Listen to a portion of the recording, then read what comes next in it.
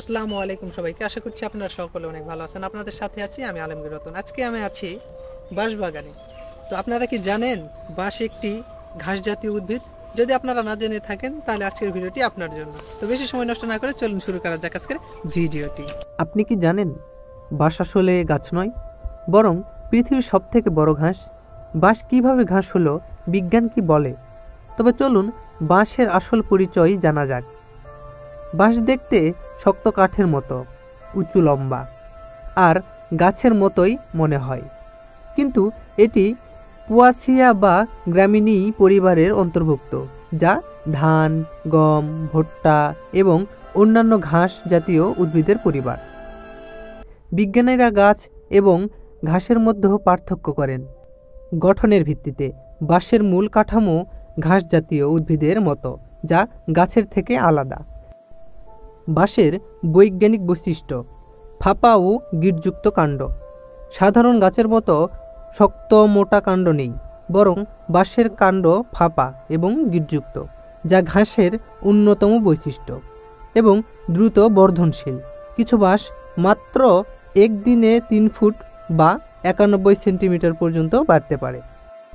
এটি গাছের তুলনায় অনেক দ্রুত বৃদ্ধি পায়। এবং বাঁশের রাইজোম শিকড়। বাঁশ গাছের মতো বীজ থেকে জন্মায় না, বরং রাইজোম নামের শিকড় থেকে নতুন চারা জন্মায়, যা ঘাসেও দেখা যায়। তাহলে গাছ আর ঘাসের মধ্যে পার্থক্য কী? গাছের প্রধান কাণ্ড সময়ের সাথে মোটা হয়, অপরদিকে বাঁশ একবার পূর্ণ হলে আর মোটা হয় না। এটি ঘাসের মতো নতুন কাণ্ড তৈরি করে, কিন্তু পুরনো কাণ্ড মোটা হয় না। পরিবেশগত গুরুত্ব: বাঁশ শুধু পৃথিবীর সবথেকে বড় ঘাসই নয়, পরিবেশের জন্য অত্যন্ত গুরুত্বপূর্ণ একটি উদ্ভিদ। এটি বায়ুমণ্ডল থেকে বেশি পরিমাণে কার্বন ডাই অক্সাইড শোষণ করতে পারে এবং মাটি ক্ষয় রোধ করে। তাই বাঁশ শুধু ব্যবহারযোগ্য নয়, পরিবেশের জন্যও অত্যন্ত উপকারী।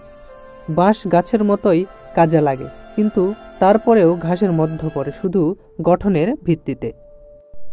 আপনি কি এত কিছু শোনার পরেও বাঁশকে এখনো গাছ ভাবছেন?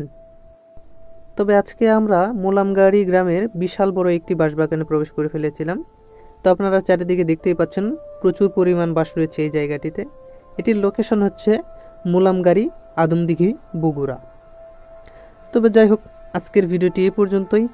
দেখা হচ্ছে পরবর্তী কোনো নতুন ভিডিওতে। সকলের সুস্বাস্থ্য কামনা করে আজকের ভিডিওটি এখানেই সমাপ্ত করছি।